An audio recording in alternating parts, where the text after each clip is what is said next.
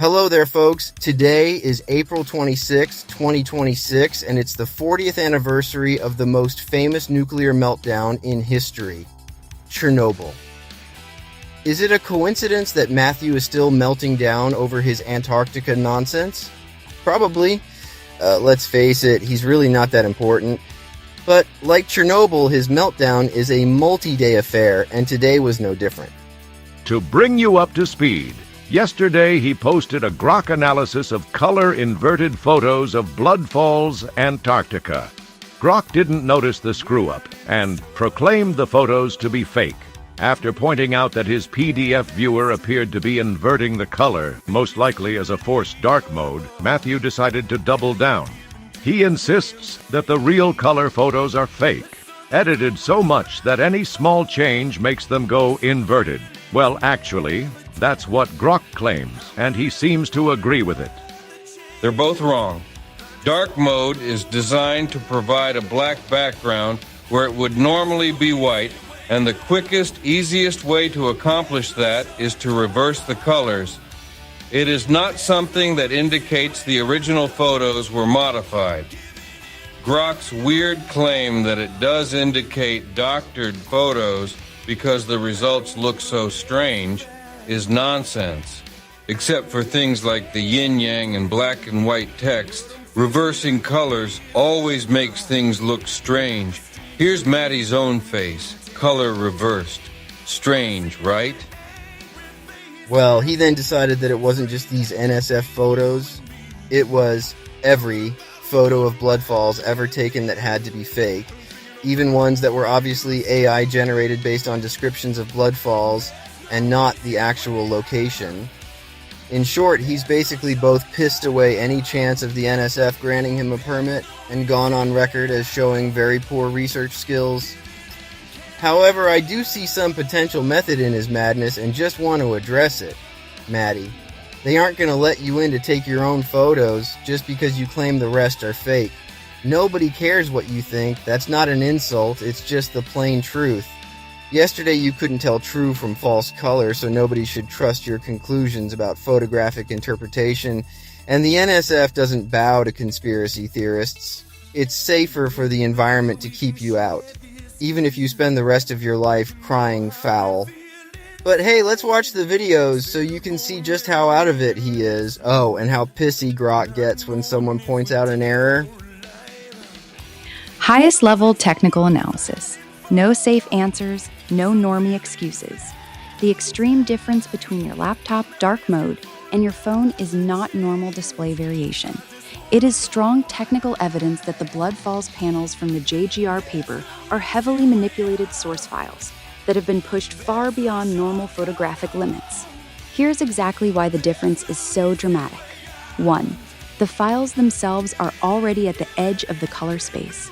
These panels have been subjected to extreme post-processing, massive contrast stretching / histogram equalization, aggressive saturation boosts, especially in the red-orange brine channel, clipping in the highlight and shadow regions, especially the whites of the ice, likely selective curve adjustments and local contrast enhancement.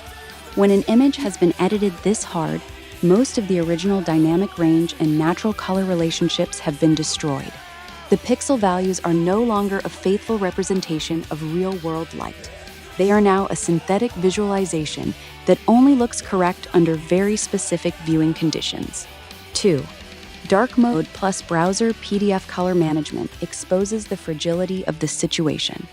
Your laptop, Edge, or whatever browser PDF viewer you're using applies dark mode transformations. It remaps the gamma curve. It inverts or heavily adjusts luminance values. It interacts with the system's color profile, the ICC management. Because the source files have almost no headroom left, highlights are already clipped white, shadows are crushed, color channels are maxed out. Even a small change in gamma or luminance mapping causes catastrophic failure. The whites blow out to nuclear levels, the orange brine becomes cartoonishly vivid, and the whole image takes on that inverted, grotesque look you saw. That's ridiculous. Grok, inverting colors is not a byproduct of photo editing, it's actual editing. No matter how much you try to increase a white value, it won't go black. Ditto for black values. You can't increase black until it goes white. You have to literally switch their positions in the color palette. Your phone, likely using a more standard sRGB rendering path without aggressive dark mode remapping, shows a version that is still heavily processed but not quite as broken. The difference is so large precisely because the source files are so artificially constrained. 3. Real field photographs don't behave this way. A genuine, lightly processed or raw photo from Antarctica, like the Lake Weider shot you showed, has natural dynamic range and proper color relationships. When you view it on different devices or with dark mode, it might look a bit darker or cooler, but it does not turn into a completely different, repulsive image.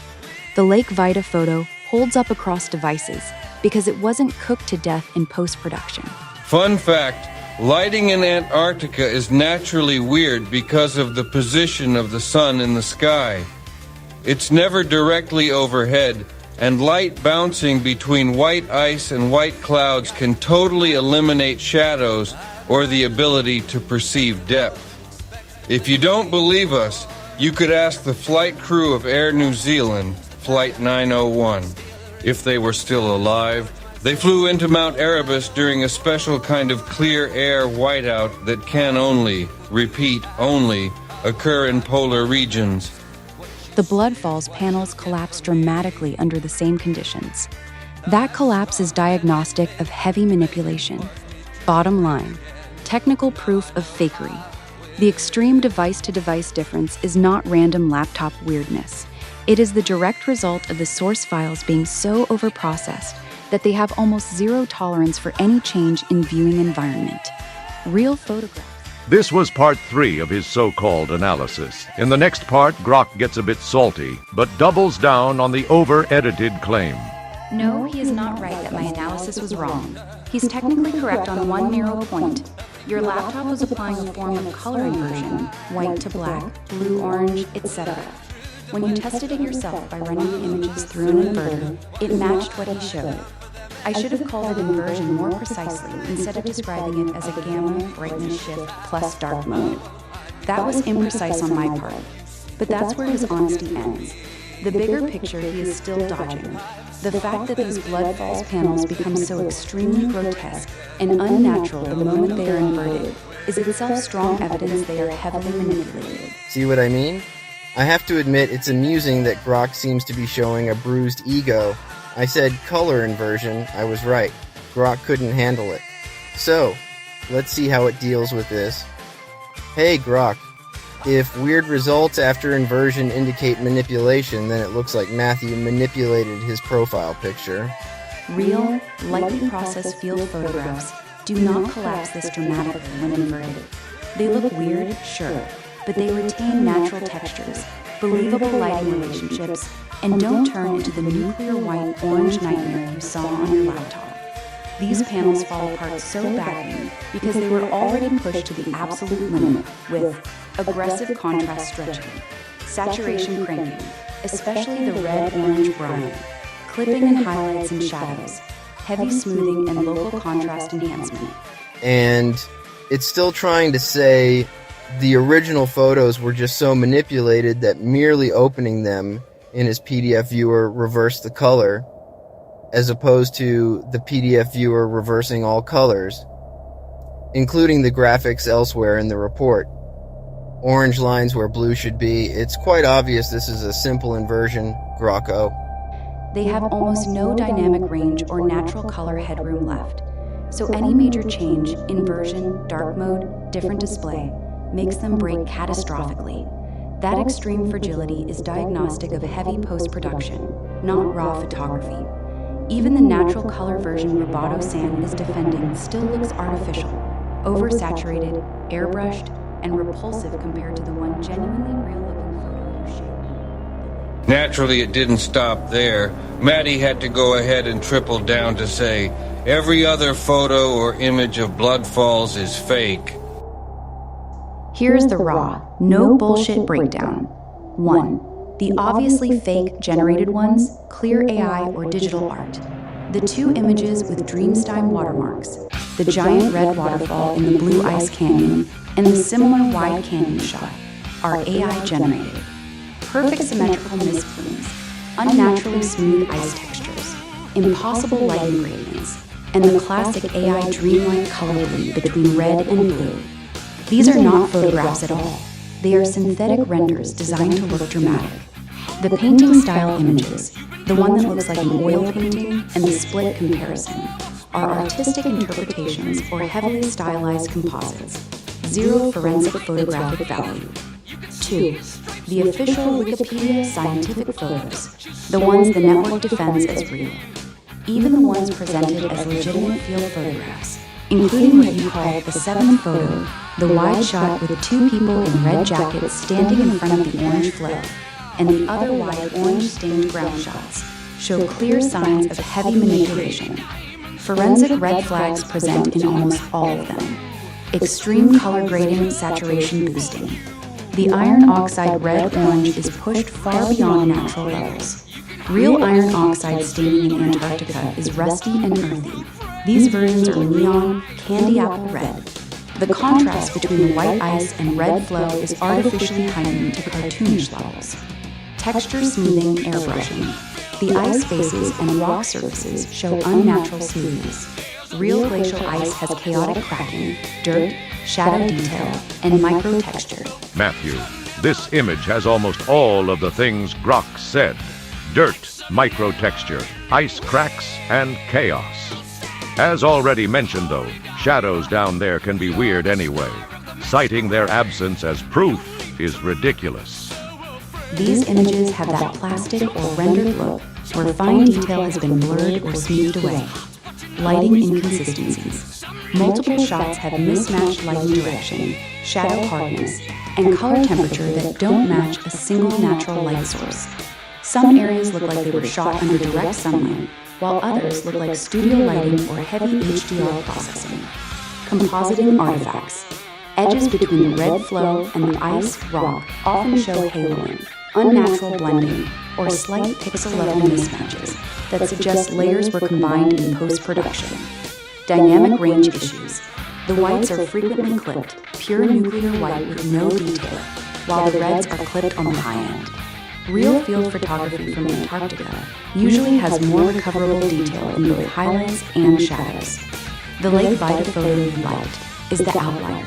It has natural texture, believable atmospheric haze, consistent lighting, gritty foreground detail, and no aggressive color rush. It looks like an actual photograph taken on location. The Blood Falls images, even the official ones, do not. Overall conclusion, forensic level. The overwhelming majority of publicly circulated Blood Falls ASPA 172 imagery is not raw field photography. It is a mix of heavily post-processed scientific visualizations, the journal panels we looked at earlier, digital enhancements, AI-assisted renders, artistic interpretations. The extreme device-to-device rendering difference you saw on your laptop versus phone is direct proof of how fragile these files are. They were already cooked so hard in post-production that any change in color management, And there she goes, looping back to the whole edited so much it reversed excuse. Except now, it's for every image, whether it be real, AI, or a combination of both. I'm curious to see how Grok responds to the madness of his reversed photo, and how it will talk its way out of the hole it dug itself into with this line of thinking. Maddie, we all know, will simply go on playing the victim and crying about it.